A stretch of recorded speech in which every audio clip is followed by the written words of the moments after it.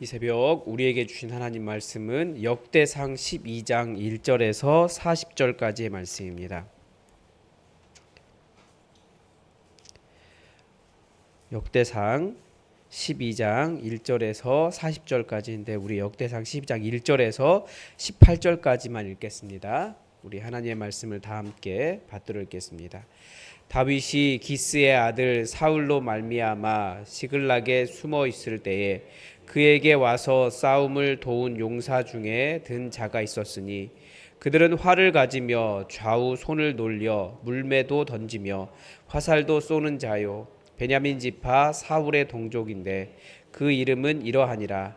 그 우두머리는 아이에셀이요 다음은 요아스이니 기브아 사람 스마아의 두 아들이요 또 아스마의 여시엘과 벨렛과 또 브라가와 아나도 사람 예후와 기브온 사람 곧 30명 중에 용사요 30명의 우두머리가 된 이스마야이며 또 예레미야와 야하시엘과 요하난과 그데라 사람 요사밧과 엘루세와 여리못과 부아랴와 스마랴와 하룹 사람 스바디아와 고라 사람 엘가나와 이시야와 아사렐과 요에셀과 야소보암이며 그돌 사람 여로함의 아들 요엘라와 스바디아더라. 갓 사람 중에서 광야에 있는 요새에 이르러 다윗에게 돌아온 자가 있었으니 다 용사요 싸움에 익숙하여 방패와 창을 능히 쓰는 자라. 그의 얼굴은 사자 같고 빠르기는 산의 사슴 같으니 그 우두머리는 에셀이요 둘째는 오바댜요 셋째는 엘리압이요 넷째는 미스만나요 다섯째는 예레미야요 여섯째는 아떼요 일곱째는 엘리엘이요 여덟째는 요하난이요 아홉째는 엘사밧이요 열째는 예레미야요 열한째는 막반네라. 이 갓 자손이 군대 지휘관이 되어 그 작은 자는 백부장이요 그 큰 자는 천부장이더니 정월에 요단강 물이 모든 언덕에 넘칠 때에 이 무리가 강물을 건너서 골짜기에 있는 모든 자에게 동서로 도망가게 하였더라. 베냐민과 유다 자손 중에서 요새에 이르러 다윗에게 나오매 다윗이 나가서 맞아 그들에게 말하여 이르되 만일 너희가 평화로이 내게 와서 나를 돕고자 하면 내 마음이 너희 마음과 하나가 되려니와 만일 너희가 나를 속여 내 대적에게 넘기고자 하면 내 손에 불의함이 없으니 우리 조상들의 하나님이 감찰하시고 책망하시기를 원하노라 하매 그때 성령이 30명의 우두머리 아마새를 감싸시니 이르되 다윗이여 우리가 당신에게 속하겠고 이새의 아들이여 우리가 당신과 함께 있으리니 원하건대 평안하소서. 당신도 평안하고 당신을 돕는 자에게도 평안이 있을지니 이는 당신의 하나님이 당신을 도우심이니이다 한지라. 다윗이 그들을 받아들여 군대 지휘관으로 삼았더라. 아멘. 어제 본문을 통해서 다윗에게는 뛰어난 장수들이 많이 있었다라는 것을 보았습니다. 오늘 본문은 일종의 그 다윗이 왕이 되기까지의 성장 과정을 보여준다, 아주 요약적으로 보여준다 이렇게 볼 수 있습니다. 어려움을 극복한 이야기죠. 다윗이 온 이스라엘의 왕이 될 때까지의 과정을 보여줍니다. 시편에 하나님을 찬양할 때 하나님의 능력이 어느 정도냐, 진토에 박힌 자를 들어서 나라의 주권자를 삼으시는 분이시다라고 하는 표현이 나오는데 다윗이 바로 그렇게 진토에 박혀 있었지만, 그러니까 요즘 말로 하면 흙수저였지만 하나님께서 그를 들어서 이스라엘의 주권자로 세워주셨습니다. 그런데 다윗이 왕이 되는 과정이 그렇게 평탄하지 않았다라는 거예요. 처음에는 승리한 것 같았죠. 골리앗 딱 넘어뜨리면서 세상에 등장했고 갑자기 어느 날 왕의 사위가 됐고 전쟁에 나가면 승승장구하고 사람들이 사울 왕보다 훨씬 더 높이 칭송하고, 그래서 그냥 보기에 우리는 다윗이 그냥 성공한 사람, 모든 것이 어려움 없이 성공한 사람 이렇게 생각되지만 하루아침에 하나님께서 도와주신 것처럼 보이지만 그것이 아니고 하나님께서 도와주셨다라고 하는데 그의 삶의 과정을 보면 우리가 생각하는 것만큼 우리도 하나님께 도움을 구하잖아요. 하나님, 우리 기도하면 하나님께서 그냥 다 들어주시고 도와주시고 그러면 내가 생각한 대로 다 열리고 그렇게 되기를 바라는데 다윗의 삶이 절대 그렇지 않았다라는 거예요. 왕이 되는데. 그런데 되돌아보면 그 모든 과정, 그 어려움 순간순간에 다 하나님께서 계셨고 하나님께서 도와주셨다라고 고백할 수밖에 없었고 결과는 그가 이스라엘의 가장 위대한 왕이 되었다라는 겁니다. 하나님께서 도와주시지 않으시면 하나님께서 하신 일이 아니라면 도저히 이룰 수 없는 결과 그것이 이루어졌다라는 거예요. 그것을 단적으로 보여주는 한 가지가 있습니다. 그게 다윗에게 몰려든 군대의 숫자입니다. 잘 알다시피 다윗이 온 이스라엘의 주권자로 기름 부음 받았지만 그때 왕은 사울이었습니다. 그래서 사울 왕에게 쫓기는 신세가 된 거죠. 왕이 세워져 있는데 왕으로서 기름 부음 받았으니까. 그런데 오늘 본문은 다윗의 그 피난 시절 초기부터 보여줍니다.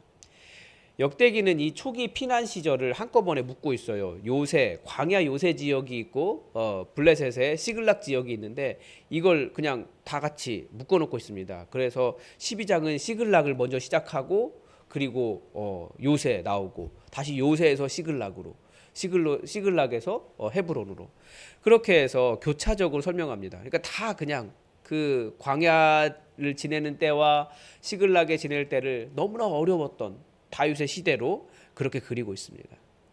근데 이 과정, 그 초기에 피난 당하면서 그 도망 다녔던 그 시기를 요약할 때 그 부분에서 계속 반복되는 동사가 있습니다. 도움이에요, 도움. 이 도움이라는 단어가 전부 7번이 사용되는데 이 도움이 다 다윗을 위한 도움이었습니다.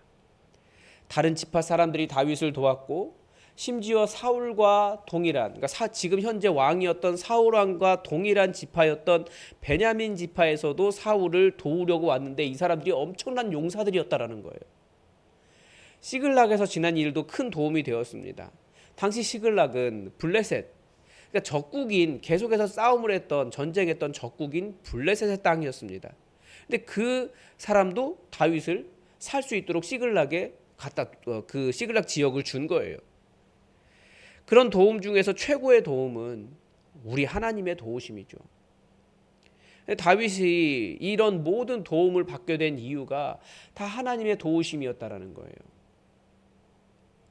다윗의 왕국은 이런 돕는 손길을 통해서 세워졌습니다. 신앙 공동체가 이와 같습니다. 신앙 공동체는 서로 돕고 격려합니다. 그거 자체가 하나님의 인도하심인 거예요. 우리는 하나님 어디 계십니까? 왜 이 문제를 해결하지 않으십니까? 왜 저를 왕으로 세워주지 않으십니까? 그렇게 기도하겠지만 그때 옆에 보내주시는 그 사람들이 바로 하나님의 도우심이라는 거예요. 또 이렇게 돕고 격려하는 이유가 무엇이냐면 오늘 본문이 가르쳐주는 것은 아니지만 이들이 다 억울한 사람들이었습니다. 형편이 너무 억울한 가난한 사람들, 억울하게 빚진 사람들, 또 사울의 정권에서 불의한 일을 당한 억울한 사람들, 같은 상황, 그 동일한 억울한 상황에 있는 또 다른 지도자를 찾아 나간 것이죠. 그리고 하나님의 도움에서 또 다른 힌트를 얻을 수 있습니다. 이들은 하나님의 뜻에 순종하기 위해서 다윗을 도왔습니다. 왜냐하면 그가 하나님의 그 이스라엘의 왕으로 주권자로 기름 부음 받은 사람이었기 때문입니다. 그래서 이렇게 모인 사람들이 얼마입니까? 도피 시절에는 400명이었습니다. 시글락에 갔을 때는 600명이었습니다. 그런데 나중에 헤브론에서 그리고 왕이 되어서 군대 수를 세어보니까 돕겠다고 나와온 사람이 34만 822명입니다. 오늘 본문에 기록된 대로 자르면.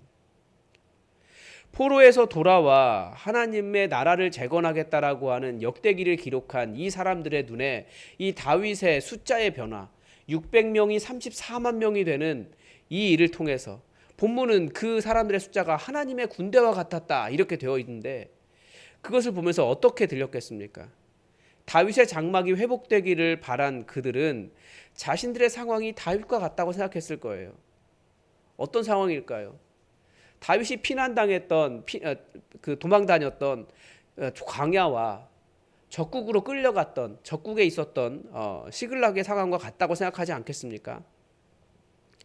다윗은 시글락에 갔을 때 오히려 적국에서 더 안전했고 그들은 좋은 땅으로 귀환하게 된 것처럼 자신들도 바빌론으로 끌려갔지만 그곳에서 안전했고 거기에서 하나님의 백성으로 회복되어 본토로 귀환할 수 있게 되었다라고 해석하지 않겠습니까? 역대기가 이 시글락을 특별한 도우심으로 기록하는 이유가 있습니다. 사실 다윗은 시글락에서 블레셋 편에 서서 전쟁에 나갈 뻔했습니다. 이스라엘과 전쟁하게 된 거예요. 만약에 다윗이 그 전쟁에 참전했더라면 사울과 만나야 했을 것입니다. 그런데 블레셋 사람들이 다윗이 자신들을 배신하고 자신들 뒤에서 자신들을 칠까봐 다윗의 참전을 거부합니다. 그래서 다윗이 전쟁에 나가지 못해요. 그런데 그 전쟁에서 사울과 사울의 아들 요나단이 죽음을 당합니다.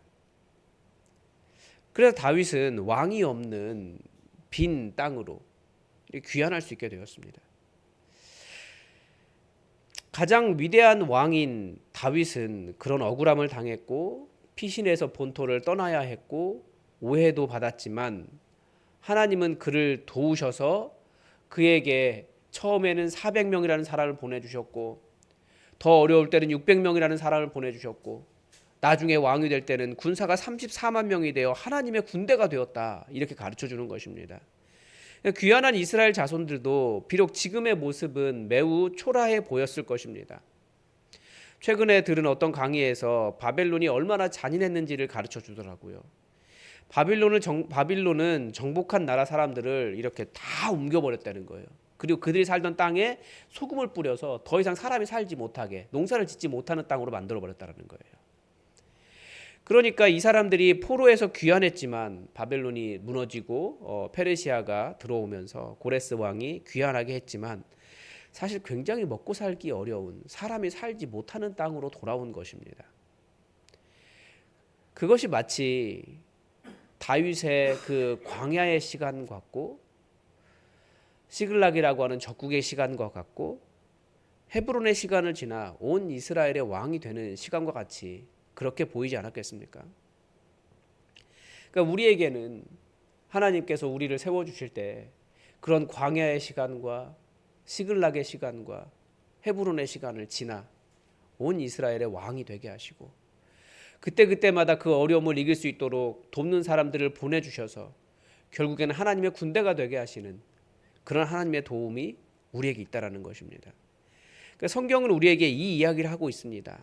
다시 말씀드리지만 모든 인생은 고난 가운데 있거나 앞으로 고난을 맞이하게 됩니다. 우리는 다윗 왕이 왕의 사위에서 승리의 화신에서 하루아침에 도망자가 되어 광야로 가야 했던 그 정도의 고난을 잘 경험하기도 쉽지 않습니다. 그런데 때로는 심장이 철렁하고 어떤 대책도 세울 수 없고 내가 너무나 무력한 상황, 그런 고난의 상황이 다가오기도 합니다. 그런 일을 당할 때 다윗을 기억하십시오. 하나님은 광야에서도 같은 처지에 있는 사람들을 보내주셨고 돕는 손길들을 주셨고 그 손길들을 통해서 위로해 주셨습니다. 가장 큰 도움은 우리 하나님의 도우심입니다. 다윗이 기도하는 사람이었고 어떤 상황에서도 하나님 기대하기를 멈추지 않은 사람이었습니다. 그래서 다윗이 왕이 될 때까지 사실 굉장히 오랜 기간이 걸려요. 하루아침에 된 것이 아니에요. 때로는 우리의 기다림은 그렇게 오래될 수도 있는 거예요. 그런데 하나님께서 계속 사람들을 보내주시고 위로를 주고 계시다면 하나님께서 우리에게 그 시간을 지나가게 하신다라는 것을 우리가 기억해야 됩니다. 그리고 하나님은 하나님을 그렇게 기대하는데 그 마음을 낙심하게 하시는 분이 아니시라는 것을, 하나님 기대하기를 멈추지 않고 기도하며 기다릴 때 하나님은 흙수저가 왕이 되는 변화를 일으켜 주신 분이라는 것을 기억해야 됩니다. 그러나 조심해야 할 점도 있습니다. 사람은 상황이 변하면 사람이 변해요. 사울이 왕이 되자 사람이 변했습니다. 내가 왕이다. 이제 내가 너희들보다 높다. 이런 자세였어요. 물론 다윗도 그런 면이 없었다라고 말할 수는 없지만 다윗은 그래도 계속해서 겸손한 자로 그 광야에서 하나님을 의지하던 그 자세로 항상 머물러 있었습니다. 그러니까 상황이 변했다고 해서 사람이 변하면 안 되는 거죠.